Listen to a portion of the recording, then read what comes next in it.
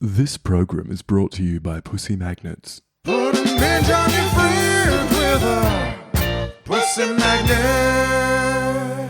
Welcome, my lovely lumps. Or should I say lovely labs? I'm so thrilled to have you here in the Labia Lounge. We're going to yarn about all things sexuality, womanhood, relationships, intimacy, holistic health, and everything in between. Your legs. Ooh, can't help myself. Anyway, we're going to have vag loads of real chats with real people about real shit. So buckle up, you're about to receive the sex ed that you never had and have a bloody good laugh while you're at it. Before we dive in, I'd like to respectfully acknowledge the traditional custodians of the land on which I'm recording this, the Wurundjeri people of the Kulin Nation. It's an absolute privilege to be living and creating dope podcast content in Naarm, and I pay respect to their elders past, present, and emerging. Now, if you're ready, let's flap and do this. Oh my God, is there such thing as too many vagina jokes in the one intro? Whatever, it's my podcast. I'm leaving it in. Don't panic, you're not broken. Your sex education was a piece of shit. Get your flaps out and pull up a couch. It's the Labia Lounge. Hey gang, just before we jump into this episode, I wanted to offer you an opportunity to access my new mini course for free before I start charging for it in future. It's for people with vulvas and it's quick to complete. It's all about demystifying the female body and pleasure anatomy and getting some basic fundamentals to understand your body better. It's called Pussy Pleasure Secrets, Your Roadmap to Bedroom Bliss. You can grab it on the freebies page of my website or in the show notes. It's a great little free resource to kind of dip your toe in or act as a bit of a taster for my work. So if you've ever been curious about this sort of thing and you just don't know where to start, or you want a really quick, easy, accessible, non-threatening way to get the ball rolling and start working on this stuff, this is a great place to start.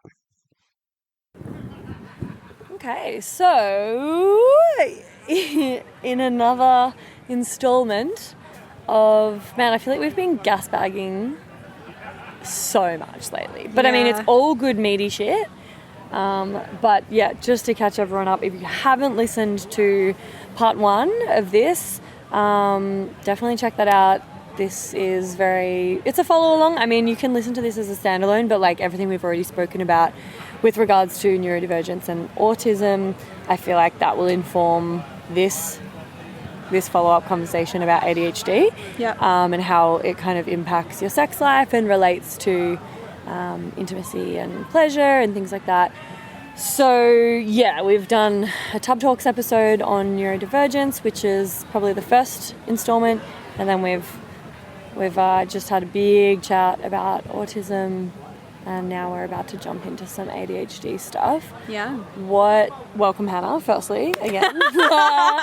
Like the third time. Yeah, it's fucking awesome to chat to you about this stuff because I feel like the way your brain works and how, I mean, the cool thing is like you got diagnosed with autism and ADHD and then you fucking special interested so hard on neurodivergence. Totally. And now I feel like I don't even need Google. I just ask you because you've done such a deep dive, not only like online and like through talking to like professionals and experts and seeing, you know, therapists, whatever, but also through like hyperfixating and being like really, really obsessed with learning about yourself through the lens of now knowing that you have ADHD and autism. So I don't know, like you're such a wealth of knowledge and experience, embodied experience, life experience. So yeah, I just kind of love talking to you about your kind of journey with it. And I feel like it would be so relatable and so helpful for a lot of people who are a bit neurospicy because yeah, like it really influences the way that you have sex and impacts your access to relaxation and therefore pleasure. Yeah, totally. Absolutely it does.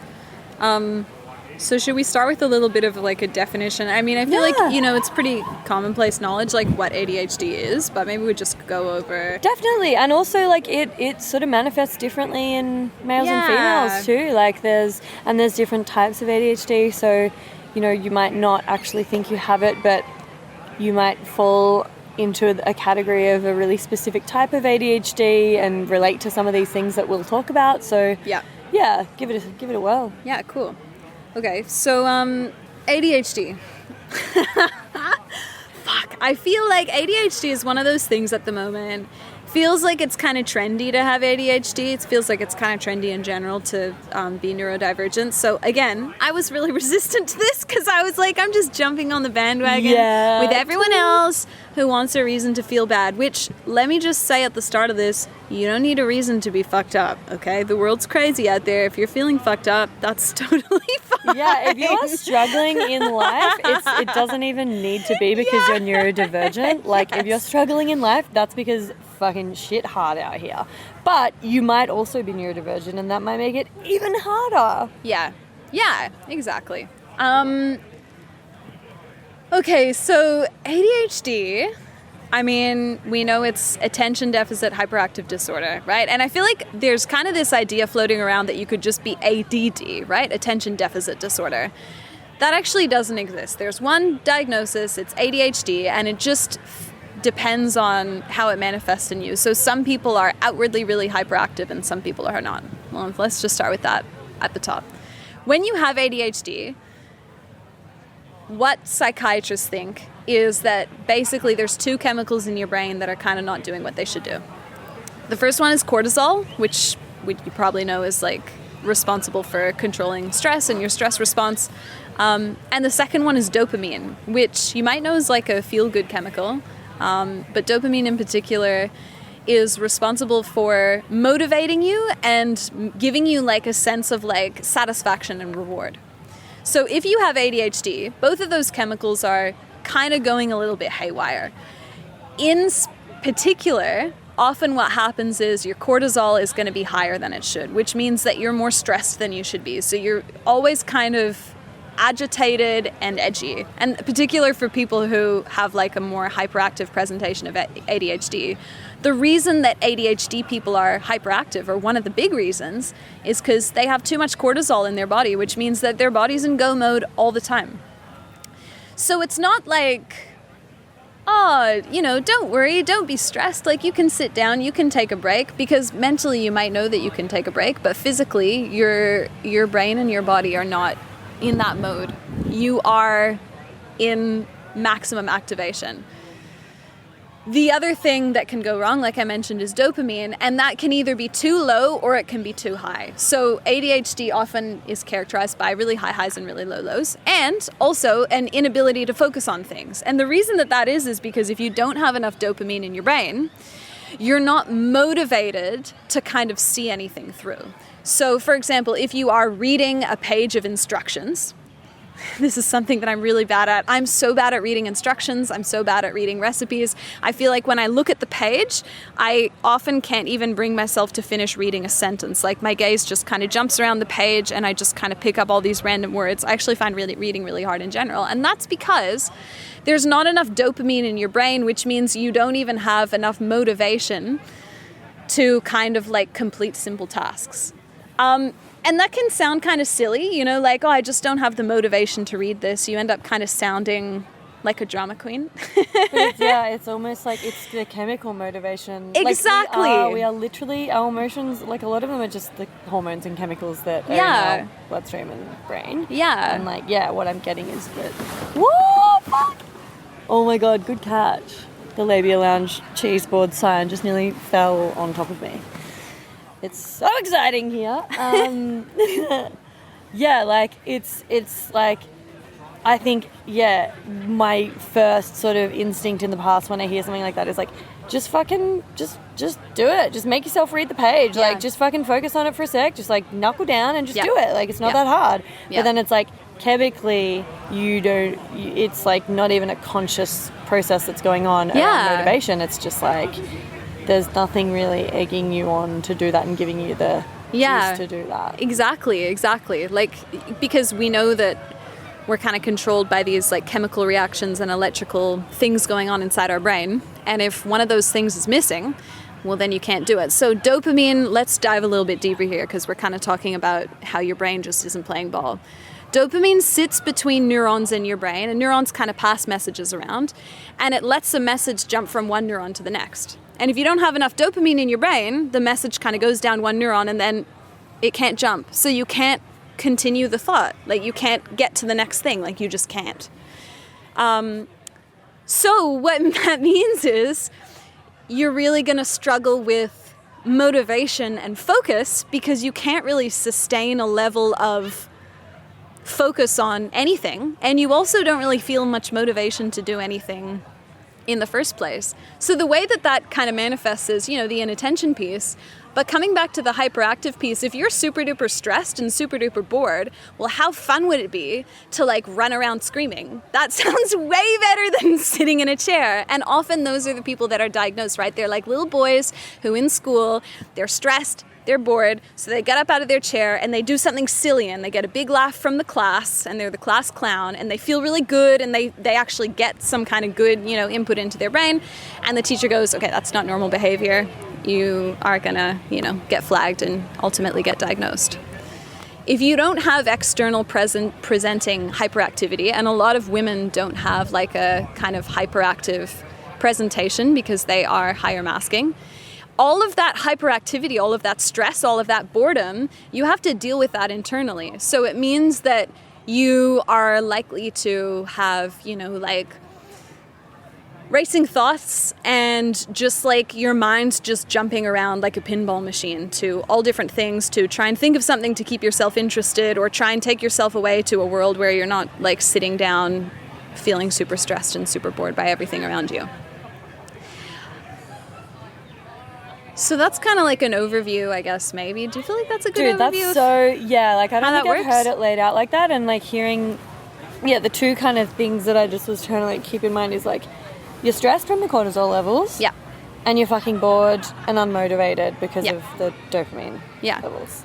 So it's like, chemically, I mean, obviously that's going to create like what you just described, like that, like how the fuck are you going to be getting around living your life with like those ratios of hormones? Yeah. Yeah, it's kind of wild.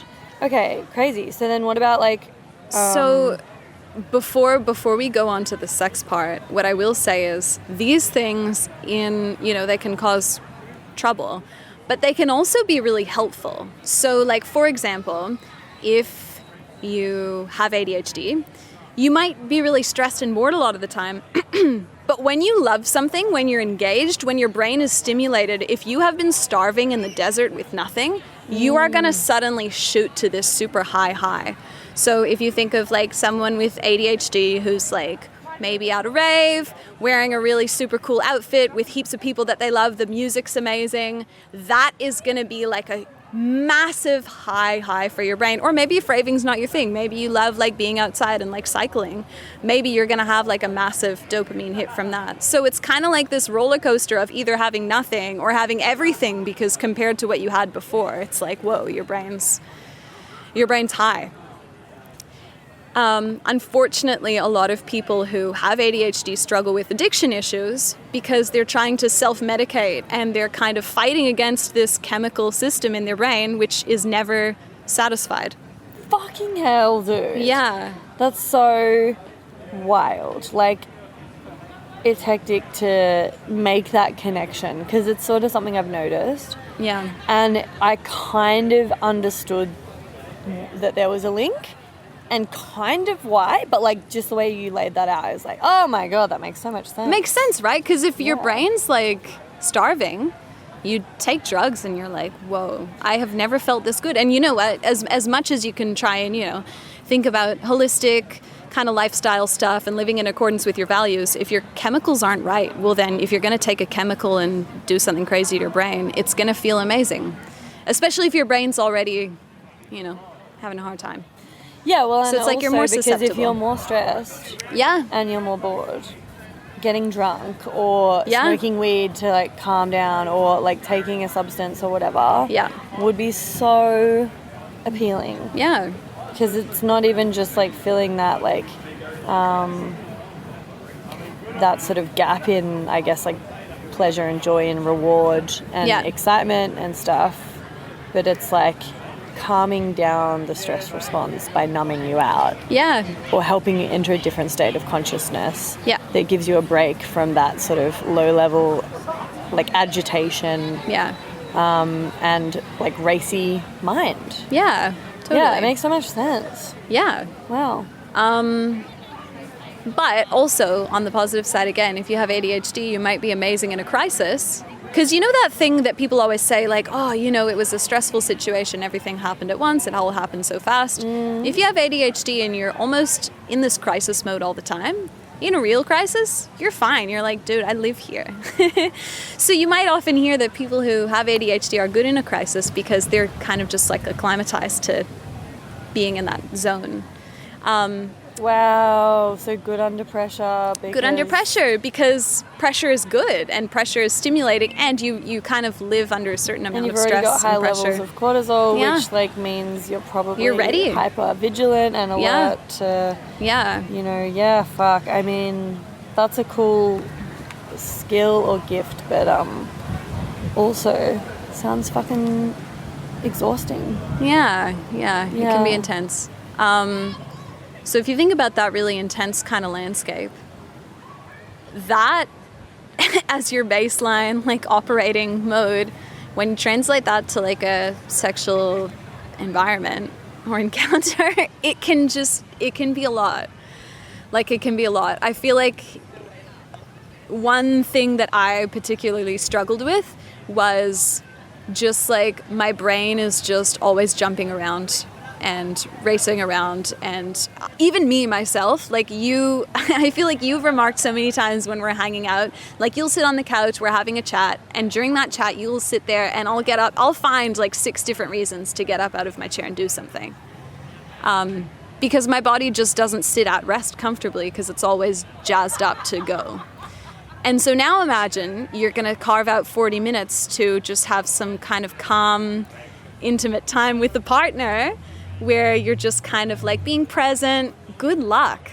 Yeah, good luck. Fuck. Like, it's really, and I think for most of my life, I didn't actually, I mean, like, I enjoyed sex. Like, I've always kind of enjoyed sex because, like, you know, I'm a sexual person and, like, I've had some really good partners, which is awesome.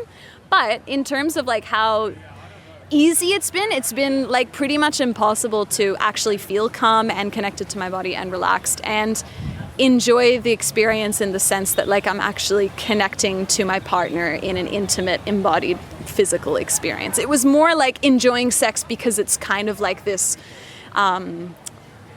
this out there thing that you can do, like a sort of sensory seeking, like someone held me, I'm bored out of my mind, okay, we might as well just do like some weird sex stuff so that I can like be entertained a little bit. You know what I mean? Yeah, totally.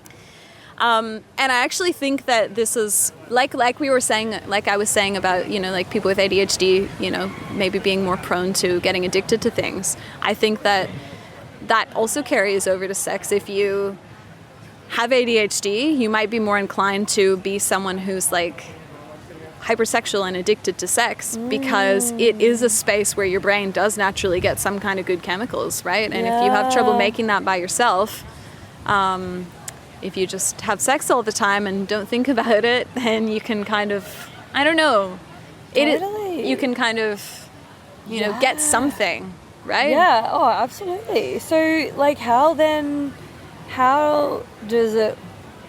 you navigate that? I mean, obviously, we're looking at it through a pretty intersectional lens because you also have autism, and we just spoke in part 1 about how you can use that, you know, sensory sensitivity and like awareness to focus and channel all of your attention and energy into sex, and therefore be kind of consciously and intentionally like present with your sensations and your breath and blah blah blah.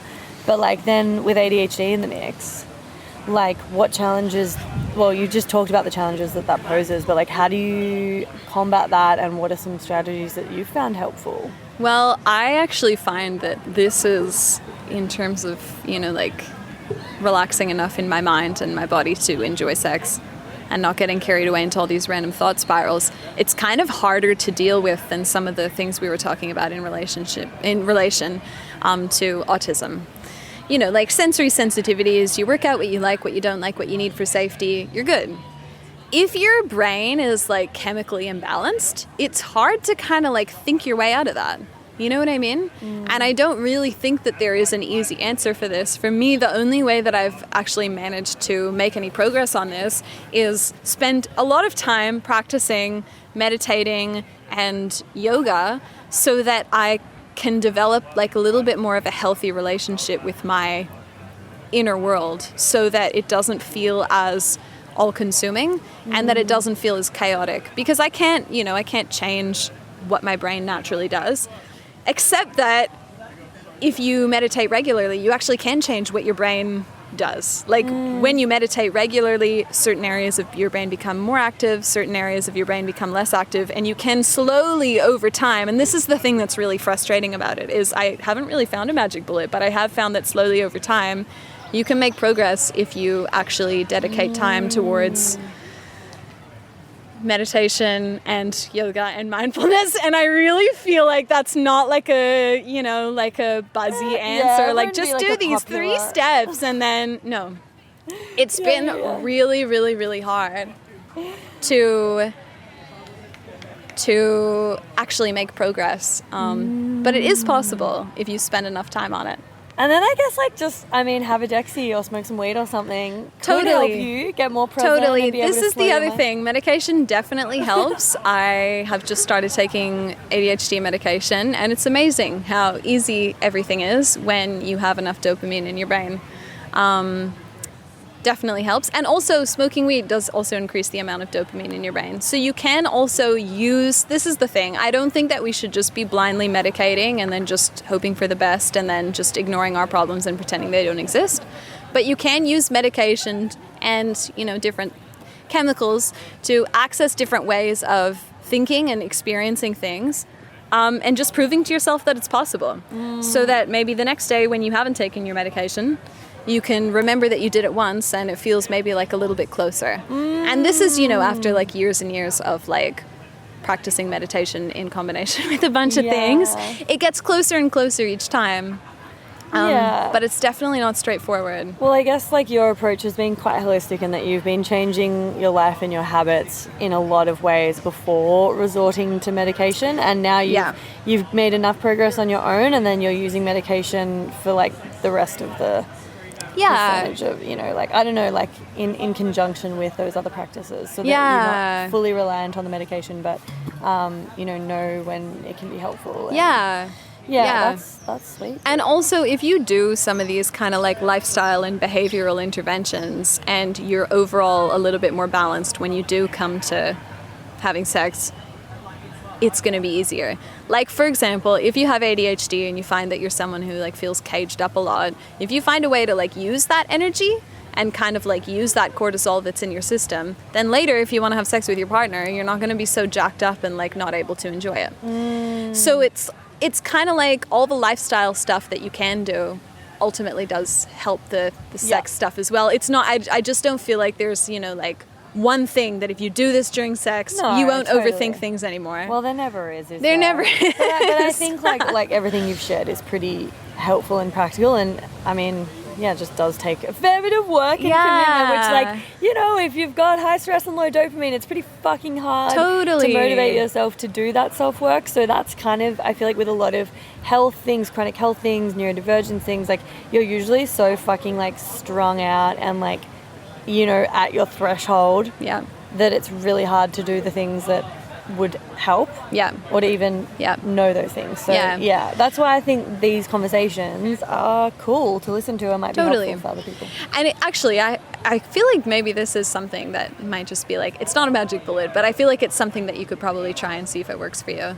Is one thing that I noticed really, really early, and this is before I knew I had ADHD or I knew any of this or I was working on it, was if I like went to like a really big dance and had like a really good dance, and I'm just talking like I'm sober, I'm not taking drugs, I'm just like having a really awesome dance for like 2 hours. Come home, amazing time to have sex. I've used all my energy. I feel great because like my body's been moving, and as you've probably heard, when you do exercise like that, your brain puts good chemicals into itself and everything's great.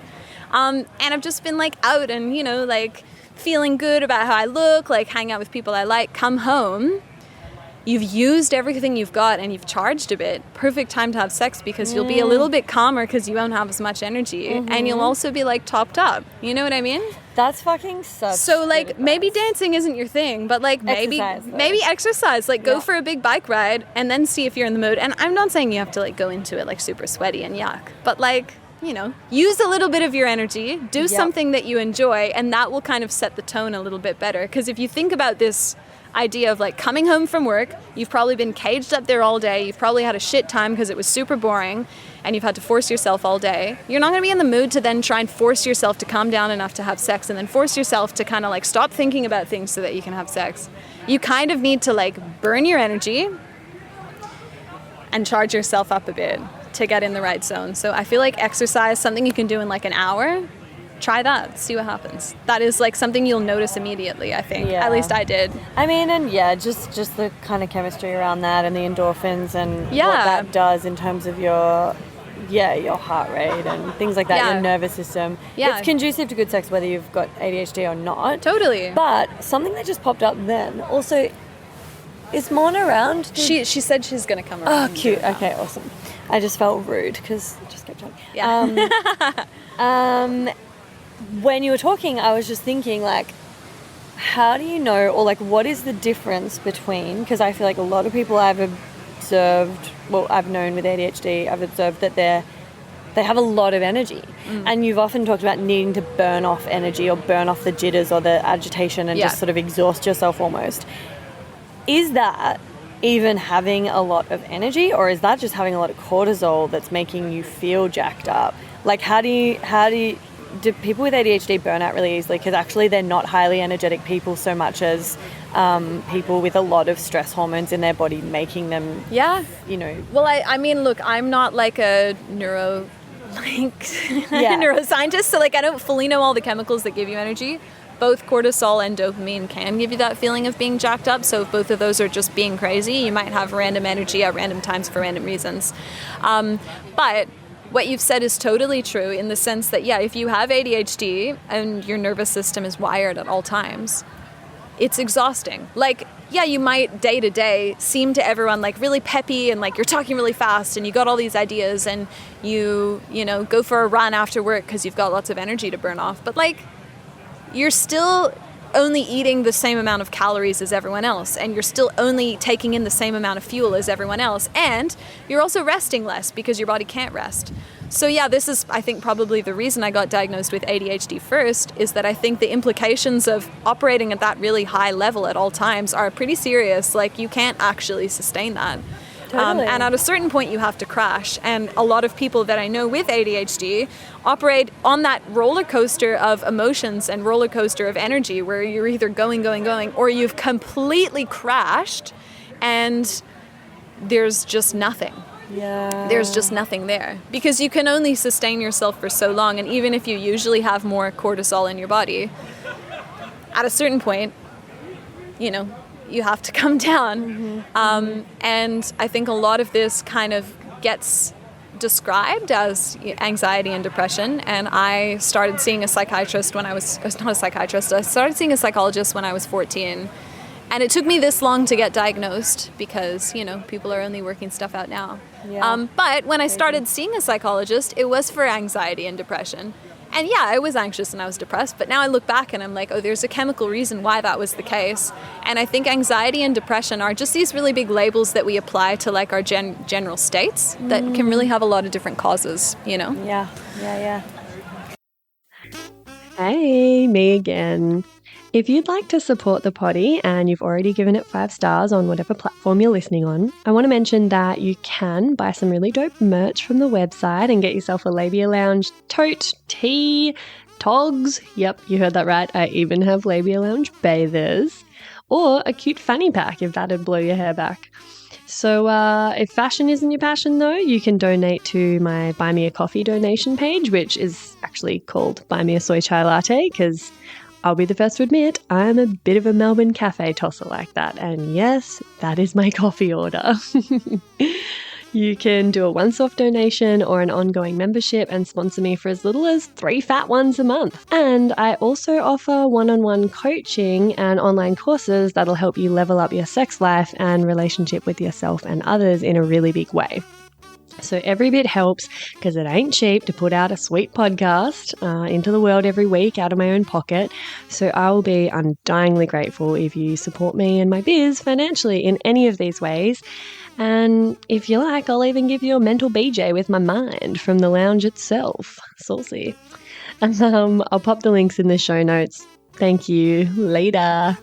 Fucking oath. Well, epic. I feel like we've done a pretty good job of covering that off.